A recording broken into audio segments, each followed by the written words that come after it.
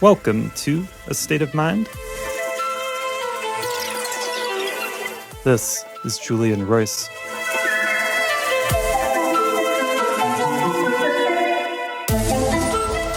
Today I am speaking with my good friend Michael Gay. Michael is a fellow therapist who lives just outside of Boulder, Colorado in a little town called Lyons. And he is someone who has a lot of experience with wilderness therapy. He served as a wilderness guide, bringing people out into the wilderness for their own healing so they could learn about themselves. And he shares how powerful that process can be. So we get to talk about that a little bit and how this separation from nature, from the natural world, from a sense of belonging and connection with this larger world around us underlies many of our psychological and relationship issues. It's all very interconnected. So I deeply appreciate how Michael talks about this and the work that he's doing in this area. And we also discuss a little bit about psychedelics and the potential they have for psychological healing, relationship healing, and healing this sense of separation from the natural world. Michael also talks about the power of working in an embodied somatic way, a non-conceptual way with groups of people. And he's been doing this work with an organization called Sacred Sons, which is doing a lot of work with men, helping to create a positive, embodied, and a new model for what masculinity can be in today's world. And I'm recording this intro on April 29th. We are still in the midst of this coronavirus pandemic, and I guess I'm going to go on a little bit of a rant here. I think there are a few things worth talking about, so I'm going to talk about them. And one of those is that we had several senators who sold large amounts of stock before the government-imposed shutdown. And in fact, while they were publicly saying that the coronavirus was not a big deal and that it was under control, they were privately selling their own stock, buying stock in companies that they thought would benefit from this pandemic, and warning, in the case of Richard Burr of North Carolina, warning their donors about it while publicly making other statements that everything is fine, everything is under control. Senator Kelly Loeffler from Georgia, whose husband is the, chair of the New York Stock Exchange, sold $3 million in stock. We also have Dianne Feinstein, Democrat, and Jim Inhofe, Republican from Oklahoma. I think that's really wrong. I think it deserves speaking out against. And every day I'm resisting the urge to give in to cynicism around things like that. I think when something like that is clearly wrong happens, there should be accountability. And it's worth arguing for enforcing the existing laws we have and passing new laws that create a more fair, more equal society, and one with greater integrity. The coronavirus has been really confusing, I know I'm not alone in that, because I hear from people, and there's a lot of conspiracy thinking out there. There is a lot of conflicting information. It was kind of humorous and also kind of sad to see this whole debate play out about whether you should wear a mask or not. Just the lack of resources for healthcare providers. But I believe that this, crisis can be a time that we come together as a country, and that we can actually come out of it in a good way and create a better world. There is an article that was in the Atlantic today that I thought did a really good job breaking down some of the confusion around coronavirus, talking about the complexity of it. And I'm going to post a link to that. Let's see here. There's just a few things that I'm going to share from it. It talks about the lack of research into coronaviruses, because there are many thousands of them, until 2012 with the MERS epidemic.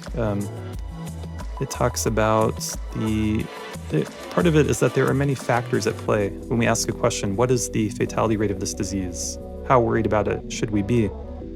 Well, it's hard to come up with a number like that that's really accurate, because there isn't one number. There are many other factors that interplay with that. There is pre-existing health conditions, things like obesity, things like smoking.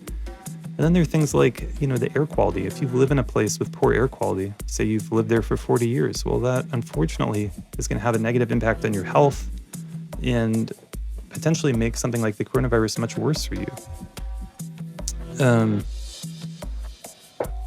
He also talks about how we would like to know the origin, where this thing came from, who to blame. Should we blame Trump and the incompetence of our federal government? Should we be angry at the oppressive Chinese dictatorship that covered up the coronavirus when it was starting? I think there's truth to those things.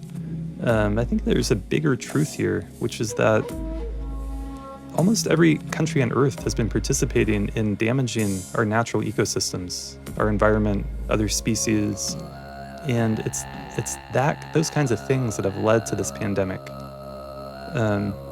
Something like air pollution or obesity and diabetes in general population has also contributed to the toll it's taking. And these are things that are preventable, things that we can change the incentives in our society, in our food system, in our health system. To me, the coronavirus has been pointing out so many flaws in our ways of doing things, and that gives us a chance to remake them. Providing healthcare for everyone, having a healthcare system that's not tied to market economics. It seems obvious to me, but it's not obvious to everyone, so it's worth advocating for. And finally, I'll just read the last couple sentences from this article. It's called Why the Coronavirus is So Confusing by Ed Yang. And here at the end of the article, he says, the desire to name an antagonist, be it the Chinese Communist Party or Trump, disregards many aspects of 21st century life that made the pandemic possible. Humanity's relentless expansion into wild spaces, soaring levels of air travel, chronic underfunding of public health, an economy that runs on fragile supply chains, healthcare systems that yoke medical care to employment, social networks that rapidly spread misinformation, the devaluation of expertise, the marginalization of the elderly in our societies, impoverishment of minorities and indigenous groups. He writes, it may be easier to believe that the coronavirus was deliberately unleashed rather than to accept the harsher truth that we built a world that was prone to it, but not ready for it. In the classic hero's journey, the archetypal plot structure of myths and movies, the protagonist reluctantly departs from normal life, enters the unknown, and endures successive trials, eventually returns home having been transformed. If such a character exists in the coronavirus story, it is not an individual, but the entire modern world. The end of its journey and the nature of its final transformation will arise from our collective imagination and action, and they, like so much else about this moment, are still uncertain. So again, that's Ed Yang at The Atlantic. I couldn't agree more. I want to contribute to a conversation about how we can make positive changes in our society from the lessons that coronavirus has taught us and not give in to our darker impulses. And now, without further ado, I bring you Michael Gay.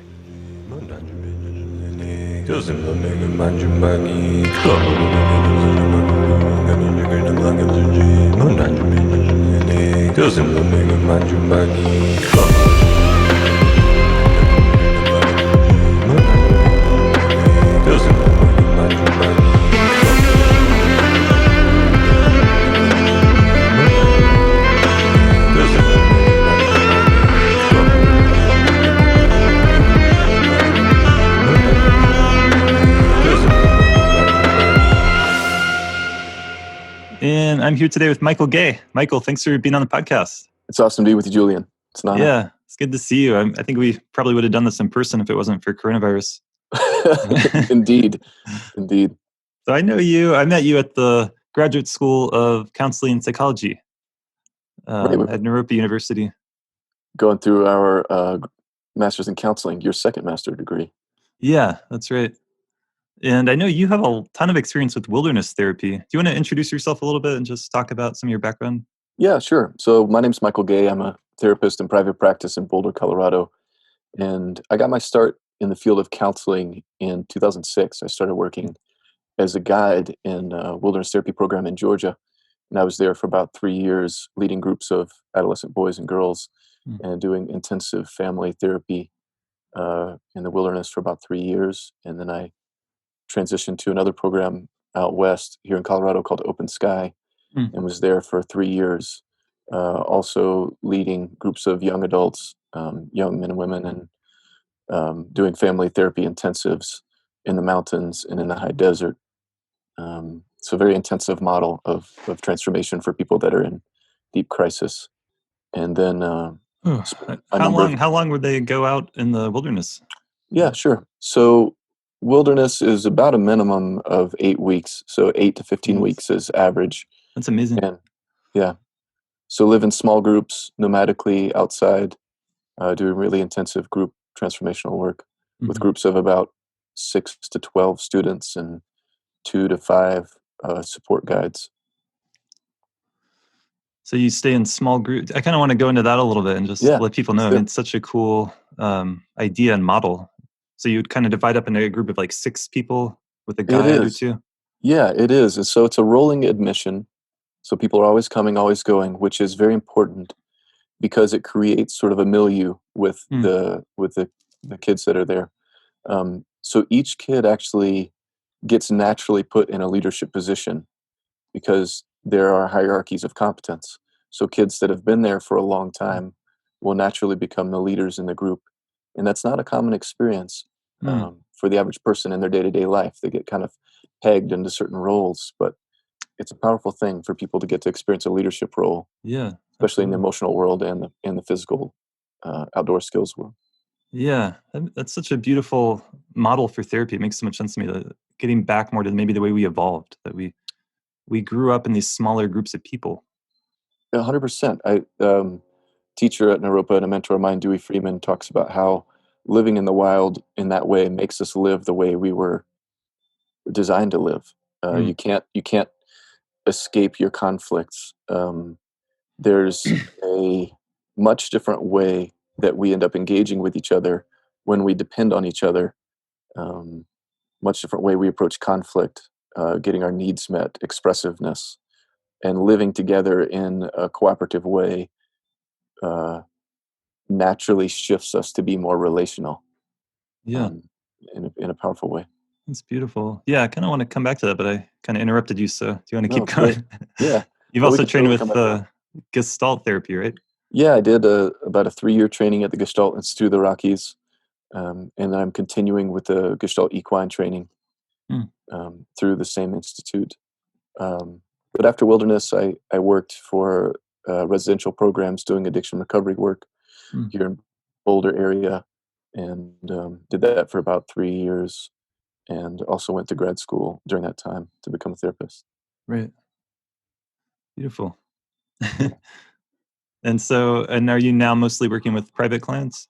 I work with private clients in my office here in Boulder, and then I do a fair amount of work with a men's organization called Sacred Sons, Oh, based yeah. out of California, that does events all over the country, actually. And so I generally, when we're not in quarantine, am doing one event a month with them, an intensive weekend or week-long Hmm, training. And cool. so a mix between private practice and intensive men's work. Great. Yeah, and they have a pretty great podcast too. I checked out some of those. Yeah, they do. They do. Sacred They Sons. have, Cool. yeah, check them out. Well, let's go back more into this idea of connecting with the wilderness as Yeah, healing, connecting with nature as healing, getting more in touch with how we evolved, how our ancestors lived. That many of our psychological problems maybe come from separation from the world around us, lack of connection with other people, and lack of a sense of purpose and meaning in community, right?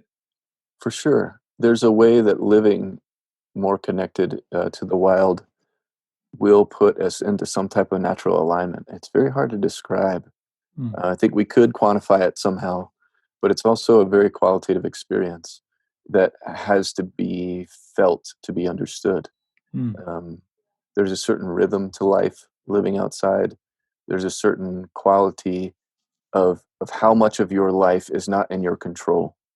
Always having to respond to weather, to respond to natural conditions, to respond to the rising and setting of the sun.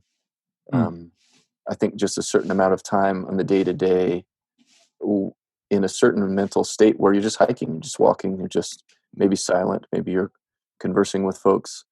Uh, it's a very different way than technological stimulation and um, job employment culture. right.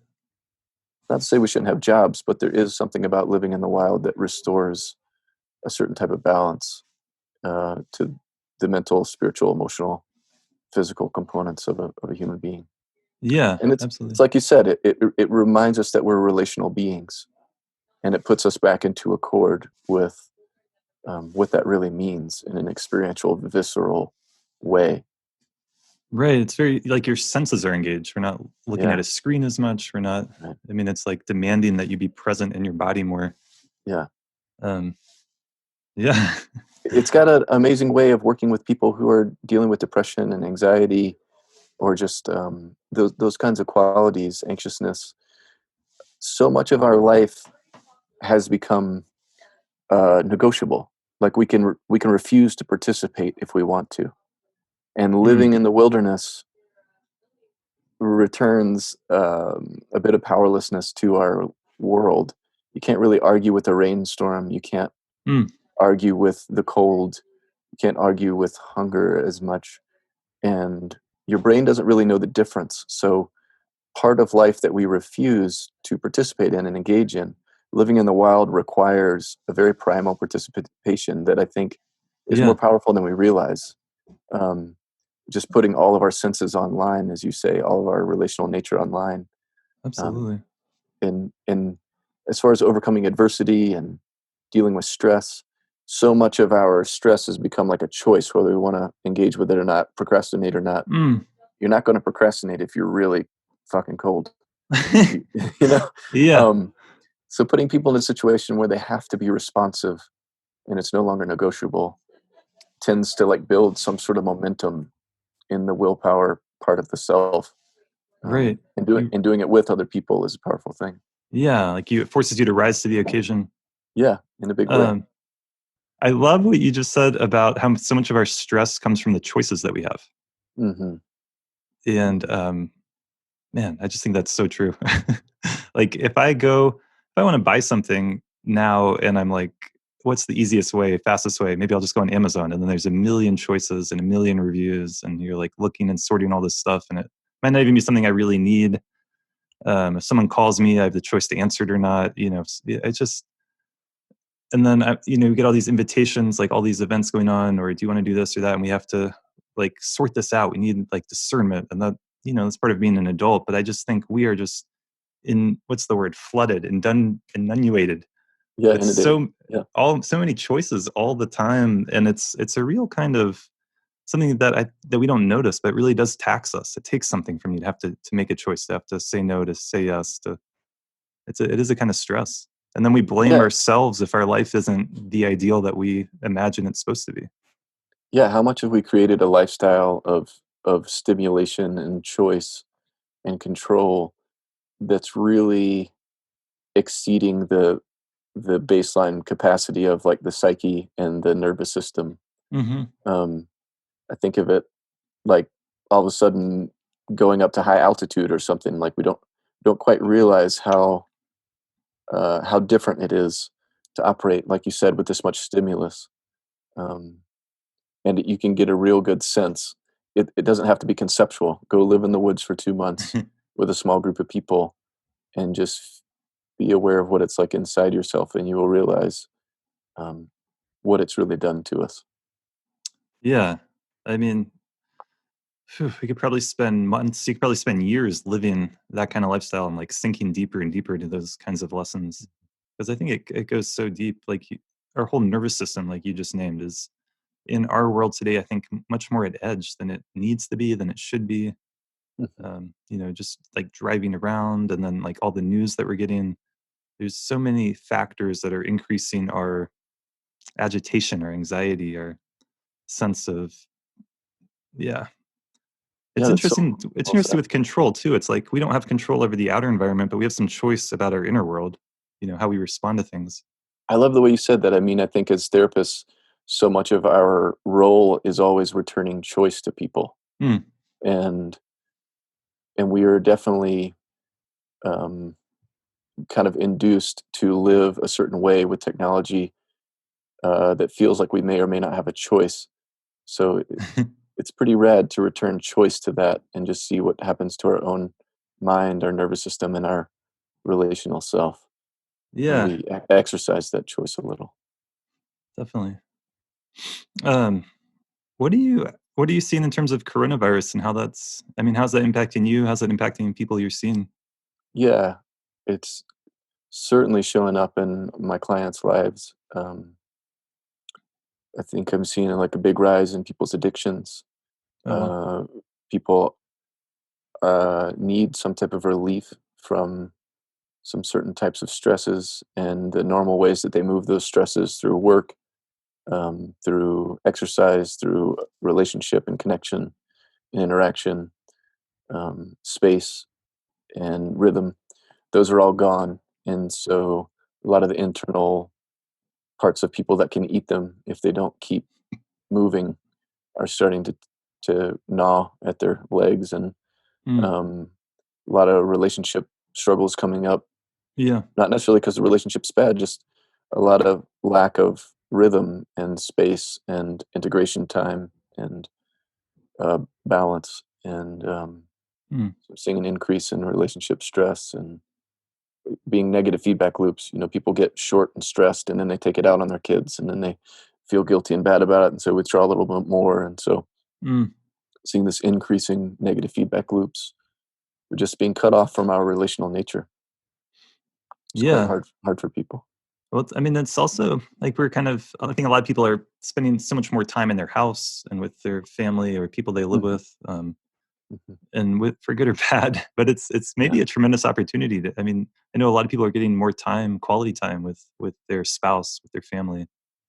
it's true. Um, If I really think about it, like we were talking about earlier, just some of those earlier primal ways of living, if we're really real about it, this is probably a little bit more of what it was like during some of the time, like in winter.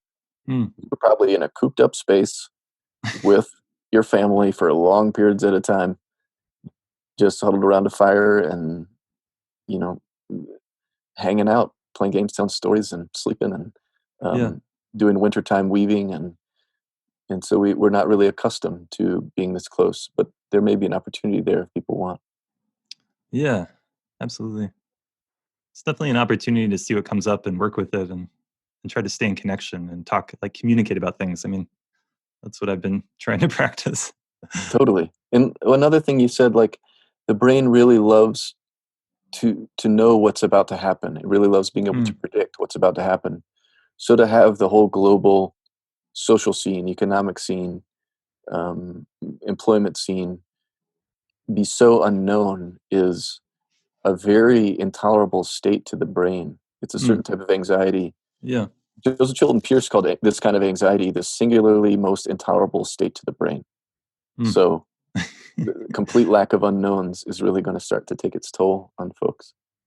Yeah, I think we're starting to see that. I mean, I've seen that. I already shared this story on the podcast last week, but this I was driving back from the grocery store, and there was this man on his bicycle in the middle of the road, Well, and he wouldn't get out of the way. I drove like super slowly up next to him, and like kind of pulled to the side and rolled my window down and tried to talk to him, and he was just so angry. He just started like mm, cursing at me, yelling at me. well, He's like, "You can't." He's like, "I have the right of way." And I was just like, at first I was like very logical. I was like, "Well, you're, driving towards oncoming traffic. It's probably not a good idea on a bicycle." and you know, and he just giving him that contact I thought would help calm him down, and it was the opposite. mhm, He just got more agitated and angry and was so there's definitely the stress is definitely getting to people. big time. Yeah. I went into my friend's house the other day. I'm going to be doing a little work with them. So we're breaking quarantine to do the work, but their kids haven't seen another human in a month. And they have a Jeez. 4-year-old and a 2-year-old. And the 4-year-old, when I walked in the door, short circuited, jumped between the cushions of the couch and just was like rolling around, laughing and squealing. And the 2-year-old Oh. just laid down on the couch and kind of went catatonic and just kind of started drooling on the couch. So just a lot of stimulation when we've been so isolated. Yeah, I can't imagine how it's affecting children and I know, I teenagers know. and yeah. Yeah, I think that's a piece that I've really been reflecting on is what is the cost to overall quality of life, to shut down the economy this way, to change our social ways this way. Right. What are the long term effects for the global population? It's hard to weigh which values to put up top, but I think uh, it's just something worth exploring instead of just putting death as like the main value. Like we need to save people, so um, we're going to shut down everything to save some folks. That's Mm. not that we shouldn't, but it's not that simple. It's a tough Mhm. question and conversation, and it goes really deep. Like, what kind Yeah. of values do we have? And Mhm. we have so much imperfect information. Like, how bad is this disease? Right. What would happen to you if you got it? Right. What would happen to your family? I mean, there's a lot of unknowns, like you just spoke of. Hmm. But I certainly know people who are very kind of against the quarantine and the shutdown, and then I know people who are saying that we're not doing enough. We should be shutting down more. And those people, like my brother's a medical doctor, that would be his opinion. It's Right. like takes it very seriously. So that's helped me take it more seriously. But yeah, I don't know. I don't know how long this can go on for, and I don't know what the cost benefit ratio. How to yeah. It's hard. It's hard. I also, I'm, my jury is out. But something I am thinking about personally during this time is, there's a man named Stephen Jenkinson who talks a bit about. He was a hospice worker, for lack of a better term, Mm, kind of a death doula, working with people as they transitioned. And he talked about like the way that we are huh. death phobic in this culture, Yeah, and absolutely. Yeah. and that the goal is to preserve life at all costs. Hmm. That we'll throw that something like 80% of the medical costs a person accrues over their lifetime is in the last 6 months of their life. Um, Yeah, and that my mother has a do not resuscitate order, and she mm, has like a living will, and she signed wow, paperwork. Like she doesn't want to be put on life support, and right? it's kind of like it's something she cares about. I mean, she's Mm. talked about this 10 years ago, and I'm curious to see as she gets older and older if that changes. Changes, sure. Yeah. But I kind of grew up hearing her talk about how she was against spending so much money and to Hmm. extend someone's life for a month or two. Hmm. If, This just seems to be a larger magnification of that same dynamic. How we'll do anything and everything to keep someone alive, keep someone alive, keep someone alive. I'm not just saying, and I'm not saying that we should just let everybody die. I'm saying let's use it as as a reflection on what our values are, and yes, how it's yeah, just like unconditional, unquestioning. Of course, the main priority is to keep as many people alive as possible, no matter what it costs, no matter what it takes.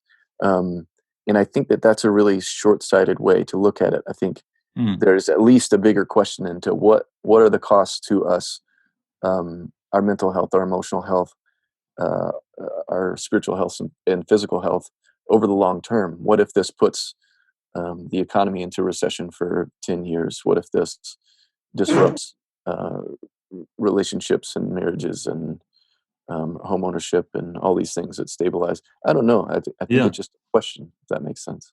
No, absolutely. It's an important question. I think I'm hoping that we can, like, if I'm very optimistic or overly hopeful, it's like, how can we restructure society in a better way coming out of this? Because it's just been extraordinary to see everything get put on hold, and Hmm. how much of the work and time, like the energy that we're doing, the work that we're like constantly doing, like it's not really necessary. Hmm. That's been interesting for me to think about, like what is really needed. And like the silver lining that a lot of people have talked about is like the environment is improving, air quality is improving, water quality is Hmm. improving. Hmm. Like there are mountain lions like walking down the sidewalk in Boulder, Colorado. Right. And it's been cool to see some news stories. I actually found out some of those news stories were fake. Like there were these I'm elephants that sure. supposedly got drunk in China, Right. came into the village. And so I anyway, saw that. it's not all true, Sure. but it is true that in India for the first time in I think 50 years, you can see the Himalayan mountains from some of these Wow. cities in North India, and they have this incredible view of these snow-capped, majestic peaks that they haven't been able to see in 40 years or whatever it is because of the air pollution. Hmm. So, like, how can we? I don't know. What I'm thinking a lot about is how do we create a world where connection, like family, life, is valued over dollars, and how much of the busyness we're doing is unnecessary and is really destructive. Yeah, I think in both of us have like a substantial background in Buddhist practice, and one of the adages I like most is turning adversity into the path.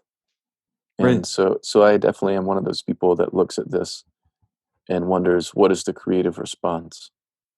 What's the creative response to all of this? Is there a revisioning that's possible? What does that concretely look like? Um, and and I don't know yet. I don't know yet. I definitely have noticed some of my own ways of living, my personal goals and professional goals, uh, being reassessed, and I'm Mm, kind of returning to maybe some of the more simple versions of success I had when I was younger.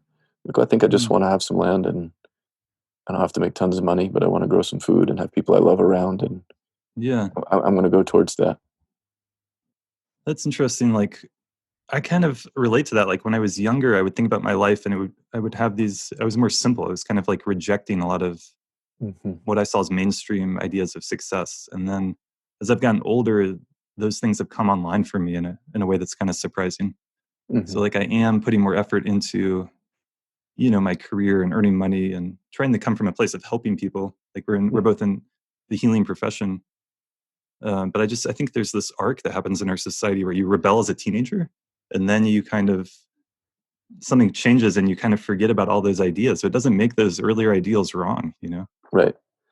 I was in a liminal leadership class for a couple of days with a woman here, Josie Siegel, and one of the days that she talked about different kinds of capital Hmm, and redefining what we mean by capital, not nice. just monetary, physical capital, social capital, spiritual capital, um, and it really got me thinking about how my aims at what kind of capital I was trying to generate and rely on have shifted. And it was a great reassessment of, I mean, I think as I've gotten older, I started thinking, oh, I want to have a family and I want to Hmm, provide at this level. Um, that means I need financial capital, which may be true. But it was also thinking about social capital. If I have an amazing network of people in my world, that's a way that I get to expand what kind of access to value I have. hmm. I have access to the same to more body of knowledge of all the people in my network, and so there was a big reassessment. I really bought into that idea more recently when I felt the pressure of like being autonomous and independent to focus on the financial capital, and I think I lost a little bit of awareness and properly um, attributing like what kind of capital I wanted in my life, and Yeah, so it's definitely causing me to reassess what I value and where that value comes from. right. Yeah, it's a good way to look at it. There's been so many studies on human happiness that our connections and our relationships are so important, and Yeah. we tend to put those on hold, like when we're in college, so that we get straight A's, and then we put it on hold while we get our career together. And it's just we need to have some reevaluation of our society. And I think one way that's going to happen is through these scientific studies of happiness. Mm. We're going to see there's clear evidence like how we can reprioritize things and how we can also build like you can build companies, you can build schools that are more natural, like more natural ways of connecting while you're getting a degree, while you're working at your job. Um, Totally.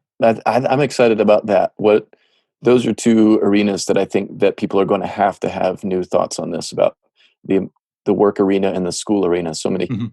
all the kids are at home now. They're being homeschooled. There's distance learning.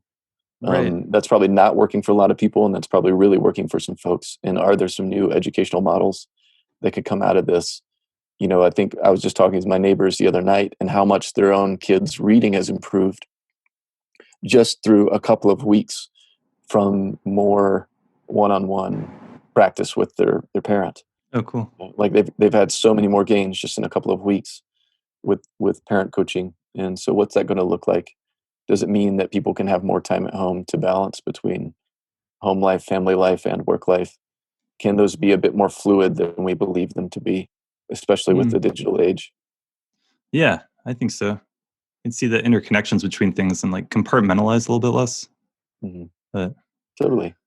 well, I'm glad you're doing well. It looks like you're growing out the coronavirus beard, the same I as I am. am, similar to I me. I am think that indeed. I think that's going to be a thing among a lot of guys. That's true. The coronavirus beard, the long hair. Can't Yeah. get my hair cut. Yeah. So I'm kind of getting all over the place here, but one of the things I wanted to ask you about is trauma and this concept Mm, of trauma. And it's obviously crucial in the work of therapy and of deep healing. But I see trauma as a continuum. Like we all have certain mm, degrees or levels of trauma. mhm. And that being said, I see the word getting used like so much now to kind of as this catch-all. This explains everything. Um, that's my trauma. It's becoming a bit of a cliche. So how do you Uh, think about that and want to talk about that? I can relate. I think maybe if we're gonna, it does also feel like it's too much of a this like blanket term that everybody's using to cover there needs to be more nuance. Yeah. Like you said, more of a spectrum. We need better language around this whole field, because just saying trauma does not give us uh, an idea of like to what degree, what the consequences are to this person's life, how much support is needed to move through it or to heal from it. Is it something that needs to be taken into account in a very like high level like this is going to affect all of our interactions, or this is going to affect some, or you can hold this experience. Um, and so I think it'd be cool for us to develop some new language as a field around trauma. And Mm, I think that one of the ways I understand it is some kind of an experience to the mental and emotional, physical, spiritual system that causes a substantial contraction, mm, and um, and it doesn't quite get resolved. That contraction stays. The Gabor Mate has a great way of talking about this in terms of ADD. He mm, talks about our short-term coping strategies become long-term states or traits, mm. and I think that that's a great definition of trauma to me. Is something happened in which we coped with it a certain way, and instead of coping in a way that naturally moves the experience through our nervous system and through our mind and emotions and body, some part of our coping strategy becomes our long-term state or trait, and that's not a very that prevents some type of relational experience, that prevents some type of functioning in a way that we wish. It impairs like life somehow. And so Right. Like it's blocking us in some way or yeah, like continuing it's to so cause difficulty. And yeah. right. And so maybe a spectrum, developing new language around it is, to what degree is this person impaired? Mm, Is this something? How work throughable is this? Is something they can do on their own? Is this something that's um, quite unmanageable for the person? I think we all have, like you said, life is intense. I don't care who you are; it's intense. I mean, as far as Buddhism goes, one of the first noble truths is suffering, and right. none of us escapes this without having intense shit happen to us, and none of us are going to respond perfectly. We're all going to have weird ways that we got contorted and kinked up and haven't moved things through, and that will have lasting effects into our adult life and into our relationships. And so um, I think a big question I would have is, to what degree is this impairing someone's life and their relationships? How Mm, much can they work through it on their own? How much do they really need other people or more intensive focus yeah. uh, to restore them to relational ways of living? Yeah. I mean, so I know it's a huge topic. But just like we have physical trauma, obviously we can have psychological or mental or emotional things that Mm. continue to disturb us. And it's one way that I understand it is like there's been an experience that was overwhelming. Your system Mhm, was overwhelmed. You mhm. weren't able to process and be with it and then move on. So it's like kind of hanging out in the back of your mind or the back of your psyche. Um, so yeah, and then it's like um, I don't know, like what are some ways that I mean, one way that you can then approach healing this kind of thing is through letting yourself feel those feelings that have been blocked up, right? Yeah. I mean, that's a basic definition I usually give to people of depression Hmm. is there's a guy named Jeff Brown who's a was a lawyer and psychologist who I like a lot. And he talks about depression as just frozen feeling. Hmm. And Dewey talks about depression being like a French press. It's like literally the emotions get pushed down for one reason or another. And usually what a journey to recovering from depression looks like is getting in touch with what that content is and letting it move through us. It's Hmm. like a hose that got kinked and is just not moving through. Hmm. Um, I use the analogy of like just like in wartime, our physical. If I get a deep laceration on my leg in wartime or something, and I put a tourniquet on my leg to cut off blood flow, I do that to save my whole body. but I need to get to a hospital as soon as I can to get that tourniquet removed, the wound cleaned out and patched up. It's a short-term Right. solution. And what trauma is when we don't take that contraction off of our emotional body. Mm. And so we lose the functioning of that part of our emotional body. And it's harder to like conceptualize and define, but I use the metaphor of the physical body. Um, so we contract some way. It's a short-term coping strategy, just like a tourniquet is. But we're meant to have the wound cleaned out, patched up a little bit, and the emotional body needs the same kind of attention. Yeah. Um, and so, like you said, it was something that was overwhelming. Just like some wounds I can tend to myself if I get the right space and time. Others I can't at all. I really need someone else to come in there and do some surgery. I need support. Mm. I need a certain type of cleaning out. It'd be too overwhelming for me to go in there and touch all on my own. Just like physically, it's very hard for someone to do surgery on themselves. Yeah. What are some ways that you would help someone work through things like that?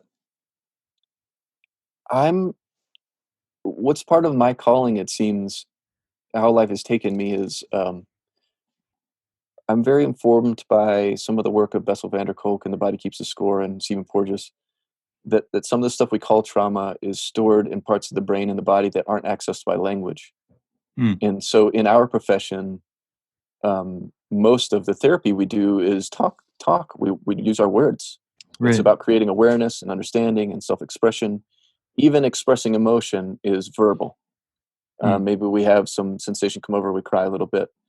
And so I think that a very underrepresented field of healing, especially in the therapy world, is the non-cognitive and non-verbal approaches to healing this content, Mm. like breath work and psychedelics and altered states and group work and touch and movement and Right. bioenergetics and theater and things like that that move emotional content. And so I think that I'm most interested in that because I think that we're trying to use tools that are not going to get deep enough in there.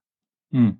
Like if they're stored in parts of the brain and the body not accessed by language, uh, boom. Like what are the non-cognitive approaches? What are the nonverbal approaches that work? And they're very underrepresented in the field of therapy and Yeah. counseling. No, that's interesting. And we I think we both have an interest in work with entheogens and psychedelic assisted therapy and Yeah. breath work and altered states work and Yeah. so Yeah. You yeah. just named a lot of things. I appreciate that. Getting it, I mean, for me, getting in touch with the body, like coming out of your thoughts into your body Hmm. is key. And then creating integration between these, like your physical experience, your emotions, and your thought processes and stories that you tell. Like we can start Right. to integrate them all more. Um, Right. I guess you named depression as a freezing of emotions. Hmm. Is that something distinct from trauma per se, or is that also part of most trauma response? I think it's often part of it. Like freezing feeling is a part of the coping. And it also is like a secondary thing. Just like in the metaphor I used before, the wound is a problem, but then the way that we deal with the wound can also become a problem. If you leave a tourniquet on for a long time, you're going to have to lose that whole limb. Right. Luckily, our emotional body, I think, is more resilient. We can leave the emotional tourniquets on for longer, Mm. um, but they will cause secondary problems. So frozen feeling, especially in these really high level things that people can't process, they'll start to shut down a person's ability to be relational. They'll disrupt your Mm. sleep cycle, disrupt your energy level. Yeah. Um, Concentration. yeah, and I Too. mean, if flow is shut down, the bad stuff can't flow through, but neither can the good stuff. Mm. And so it's just a total impasse. Um, and our emotional self, I think, is meant to flow just like our blood is meant to flow. Um, Mm. and so a big part of therapeutic work to me is kind of returning flow to the emotional body in ways that work for that unique person. Yeah. So it's very, I mean, it's very unique to each person, obviously. Yeah, And, yeah, well, you mentioned psychedelics too. I think that yeah, is an exciting emerging thing that hmm, I wanted to bring up here. And today's actually Bicycle Day. So totally. it's the day celebrating was it the first intentional LSD trip, I guess, with Albert Hoffman. I was just Yeah, watching an online conference about it nice, before we got awesome, on. nice. So I think that I mean, there's so much excitement around that. Like, what do you want to offer in that realm? Like, do you see that as, I guess, first of all, like, is that something that you're interested in eventually? Like, if that became legal, something you would want to do? Very much so. I think that I think some of the mentors I've had and some of the research that I read, um, and personal experiences I've had, have made that very much of interest to me. I think it's has great promise for helping people move into territories that they wouldn't otherwise, um, without them. And they seem to have very safe experiences that are long lasting. I mean, the Mm, MAP studies on PTSD, 3 treatments, 80-90% reduction in symptoms. that's amazing. It's unbelievable. A year later.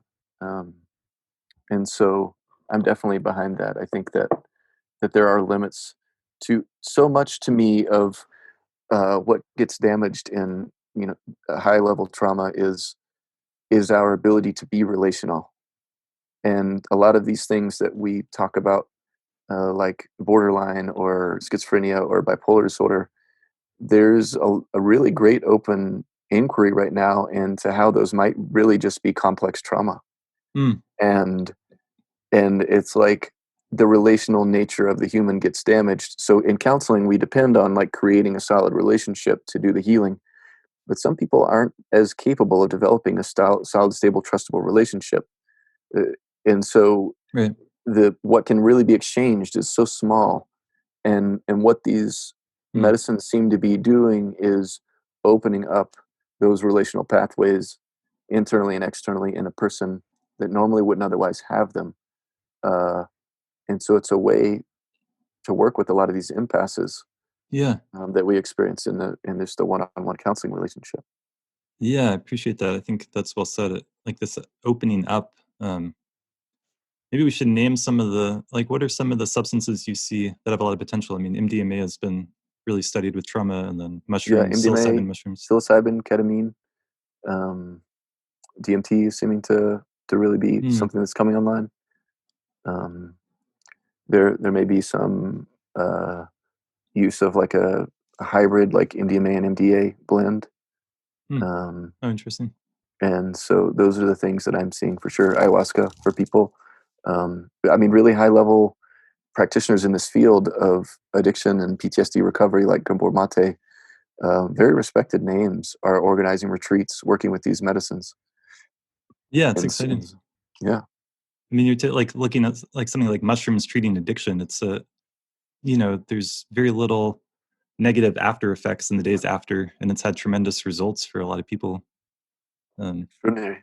I think the integration piece is really important, and like continuing to work with a therapist for Right, someone who has extreme PTSD or really right. extreme addiction, like continuing to work afterwards after that Yes, experience. yes. I And mean, I think the that, other thing that comes up for yeah, me in talking about this is like there's going to be a tremendous difference in taking something like psilocybin mushrooms in the context of a therapy healing session, maybe a day or two that's been set aside versus the ways in which we kind of culturally think about it at a concert or something or at a party. I mean, that's just a huge, very different scenario. I'm also really taken by the way that even the MDMA research, I mean, is it's in a room with fluorescent lights and drop ceilings and like headphones and um, Yeah. I'm very interested in what happens. I know that has to happen for now, and what happens when people can have a bit more of a connection to the natural world during those experiences. I know I'm biased Mm. as an outdoor oriented person, but I've also just observed and seen it be quite different. Um, Yeah. The when set and people setting, the the environment sun you're setting, in. yeah. Yeah. So, gosh, would we have even more benefit when we get people into a little bit more of an organic friendly setting? Um, Yeah. Yeah, and I guess I kinda wanna go back. I don't wanna dismiss, like, people like, experiences someone could no, have at a concert or socially. not at I all. just think the power of set and setting and intention, like, if you really wanna go deep and you really set aside this time, like with the ayahuasca ceremony, like, it's a Hmm. very so much of that is the set and setting. Hmm. Intention is key. I mean, anyone that's gone deep into this work, researching or as sort of social ambassadors of this kind of work have always talked about the set and the setting and the intention. Yeah. Yep. The other thing that I've been thinking about with it is, like you talked about this quality of opening up and becoming more relational. And I really understand this to, like, rather than like you take this external substance that gives you this experience Mhm, and then you return back to normal. Like, I think the real power is like revealing what's already here. Like, we mm, are already open, we're already mm, connected. mhm, And how can we, it's like taking off some of the veils, like giving some more space between the thoughts, the concepts, the emotions, the storylines that keep us wrapped up in this tight little contraction that you talked about. mhm. It's like, oh, there's all this space that's like here and now.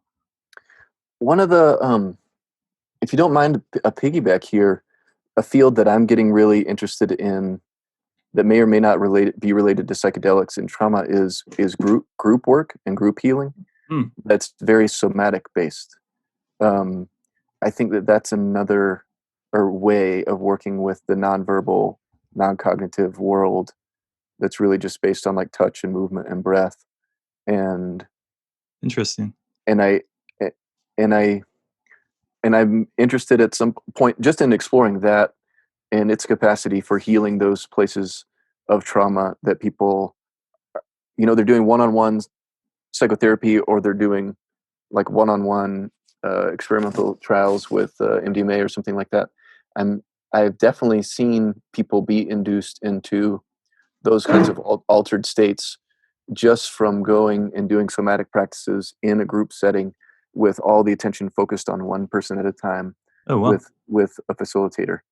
And I think that there is something in us that can move that stuck energy like you talked about, um, just from having this certain intention and container to hold the bigness of the emotion. Um, hmm. and so I'd be interested in explore. I am doing that professionally, but one day when it's legal, I would love to explore group work in conjunction with like a mild microdosing of these substances to just amplify the Oh, effects interesting. of group work. Not full doses, but things to just open people up a little bit more and then to participate in group work. Yeah. Well, so you're talking about a group. Usually, when you think about group therapy or group work, it's like a bunch of Yeah, people sitting in a circle talking, and you're right. talking about something very different. Do you want to, like, what does that Yeah. look like exactly? Yeah, sure. So it's what's going on at some of these men's events that I work with. I kind of, just like we've talked about already, kind of front load this to the group of men. Maybe it'll be 20 men, 15 men, Hmm, and I'll have a couple of support folks with me that know what I'm doing and talk about how these are stored in parts of the brain that can't be accessed by language. They're often really big energies that don't have a home. hmm. And go back to the intensity in life. Like life's intense. How often do we really move our intensity through us? How it's our friendships and our partnerships and even our therapy relationships are often, they don't have enough space for that level of intensity of expression. Like I can't tell you, Mm, I've called and talked to my friends during really intense times in my life, but the intensity that can come across in that type of communication is limited. I'm not going to lose it with them. mm. And I think that we have to start creating spaces where some of the big grief and big fear and big devastation and anger and rage can come through. And that's not even going to come through in the therapy room. Like I might cry, I might like beat the fuck out of the couch or something, but it's nothing like what can come through when you have 15 other people that are like 15 people are literally going to hold you as you fall apart. Mm. So you're It, in a group that you have trust with and that yeah, you're supported by, and it's like almost what I'm getting from you talking is like someone going out of control a little yeah. bit. It's going into the emotional content that may feel out of control. Right. And I think there may be something for it's just a working idea that as when we're kids, there's sort of a proportionate difference of our nervous systems between like a child and a parent. A parent can kind of regulate a child, Mm, much stronger, more put together, grounded nervous system. Um, and as adults, it's a little bit more equal. You might have someone who's kind of like a mentor, is more here. But when you take a group, like 15 people holding one person, you kind of create a very large collective nervous system. mm. And I think a lot more. you don't have to force it. If you just put an individual in the middle of a group of 15 people, get them to pay attention to their breathing and their body, that emotional content will come through. It's not, there's no gimmick or technique Uh, to it. It's just, and that's what makes me think we're made to move energy this way. mm. And, and so that's just what I'm seeing experientially. And it's very nonverbal, like very seldom do people tell their stories. This is about this or that, maybe a little bit, but Mm. um, it'll just move. It'll just So they move. can have a nonverbal experience in which something moves through them, and like Yes. not telling the story almost makes it, maybe there's a certain safety there too, because Uh-huh. that's kind of beside the point. I mean, those kinds of details that we have so much embarrassment about, or shame, or guilt. Um, it just brings me back to what we were talking about in the beginning, with like the way we evolved for hundreds of thousands of years of living in small bands of people Yeah, that would spend time together, that would experience everything together, and how compartmentalized we are as modern people, and how challenging that is to like really let yourself feel in connection with someone else. Like that doesn't come naturally to most of us, even though I think it is natural. totally. I think about other cultures too that have these ways of moving big energy, like parades and festivals and rituals and ceremonies Mm, and music and touch and movement of body. And um, right, the Western culture is quite limited on our range of expression and areas where it's appropriate to express. And I think right. it's just a human thing. So somewhere along the line, Western culture became very distrustful of big emotional energy. Um, but it doesn't mean it's not there. Yeah, just stressful of that, and like a degradation of these rituals that bring us together, that could provide more meaning. Mm-hmm. Everything's just been, I don't know what, commercialized or kind of secularized, but in a way in which we're left with a lack of that deeper connection. Yeah. And so for me, like expressiveness of that level is will put people in connection with that bigger Mm, thing that you're talking about. You, yeah. you can't, when someone in the middle of these groups I'm working with starts going there naturally, it's like a plant medicine ceremony. The whole room goes into a trance.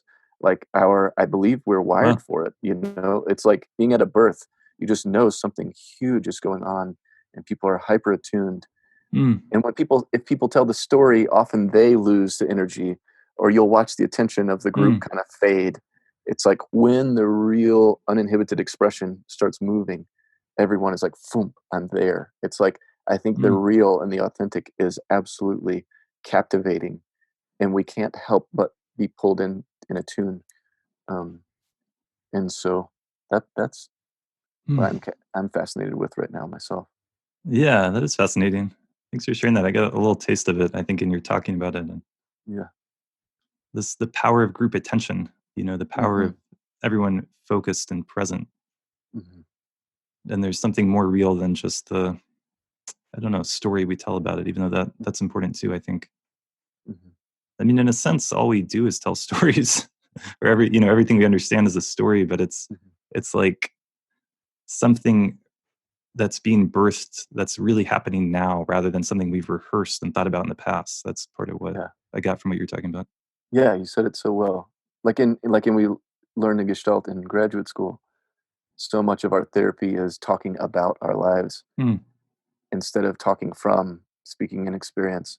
If the sensation, if the energy emotionally, physically isn't in our bodies and in our words as we share the story, then we've got nothing. It's just Hmm. another way to deflect from that part of life. And so we've got to figure out if we are going to be verbal, the words need to carry the energy. And if they don't, that may be a way that we're actually preventing the energy from coming online. Hmm. So in Gestalt, we really often interrupt people from telling their story and try to come up with ways that'll let them speak from the story and in the story. Hmm. Maybe a little more confronting, perhaps. Yeah, How totally. would you interrupt someone? Um, get people to breathe is usually the first thing. Uh, I think I'm really informed by the bioenergetics thing that breathing is going to increase sensation and feeling in the body. hmm. And so I'll get people to breathe a lot first and start there. And it's different for each person. I think that's like for me, that's the therapeutic art is how Hmm. to create an opening for them to express in a way that energy moves. Hmm. But if they can't do that, we just start with, before they even tell any story, we'll just breathe and move their bodies until some sensation starts to come. And that's when we start doing the more therapeutic work. Mm. Yeah, the breath is so important. I mean, one thing I've been thinking about, I mean, this is nothing original to me, but when we talk about like stuck emotions or like repetitive thoughts or these Hmm. kinds of obsessive compulsive things we obsess about, like our breath is connected with all that somehow. Hmm. Like we're not fully and naturally breathing fully. And Hmm. that's contributing to some of the stuckness that we've been talking about. Some of the anxiety, the depression. Like there's a breath, there's an energetic component to all of that. Hmm. And so I think yoga and some meditation practices are trying to work on that level. Totally. If you can get in touch with your natural full breath, even in an emotion, then you're not building this psychic gunk, this buildup, this karmic buildup, or whatever language you want to use to talk about it. Yeah. So, I, I've had clients come in before, and we have our preliminary session, one or two, and it's really clear we need to go just to mobilizing energy in the body. So we'll do like a whole session based on breath, oh well, and until the sensation starts to come. And oftentimes it really weirds them out. Like, why am I crying right now? Why do I want to yell? Like, what is this emotion that's moving? that'll be surprising. Yeah. So, yeah, the breath starts to mobilize sensation and emotion. Mm, beautiful. Yeah. Well, thanks for being on the podcast. Man, it's great to talk with you. Yeah, this has been great. Um, really happy to see the work you're doing in the world and the difference that you're making. Thanks, man. And you mentioned a few good resources if people want to look. I'll put them on the website. Yeah, I think if people want to check out Jeff Brown, Jeff Brown. Yeah. he's on Instagram, Jeff Brown Soul Shaping. He's got a number of great books and audio courses. Alexander Lowen, his approach to bioenergetics, um, working with emotion in the body. Some great Mm, places to start. awesome. Any last words or thoughts you wanna share? I think that in light of coronavirus and in Mm, light of a lot of the work I do, I just love to see people getting together with intention. mm, Getting together not just to hang out, but making sure part of our intentional togetherness is to make space for people to share from their depth in a group setting. mhm, So I just love to see groups of people, groups of men's groups, women's groups, friend groups getting together intentionally and sharing deeply regularly. And I think if we do that, I have a lot of faith in that changing culture and society in a big way. mm. I mean, do you see So that possible online? I think that we can do that. Have Mhm. Zoom hangouts and share better in person. But any way is better than just. It's not meant to be just every now and then. I think it has to be regular. So Mm, I think the thing I always say is just get together and do it regularly, twice a month or more, with yeah. a group of people you really love and trust, and share from your depth. Beautiful. Yeah, and building community, that's part of what you're talking about. For sure, man. Yeah. Thanks, Julian. Well, thanks. It's great to see you. Good to see you too. Yeah. Thank you so much for listening. If you have found this podcast valuable, please consider supporting it by sharing it with your friends, posting about it on social media. Check out our website, astateofmindplay.com, to learn more about it, to get notes about each episode. And please make a donation to help support the work that goes into each and every one of these episodes. Patreon.com/astateofmind. Even $2 or $3 or $5 makes a big difference. And learn more about my work as a meditation teacher and therapist and coach at julianocean.us. And what is playing in the background right now is an improv jam I recorded the other night with our friend Stephen Newman. Please enjoy, and I will see you here next time.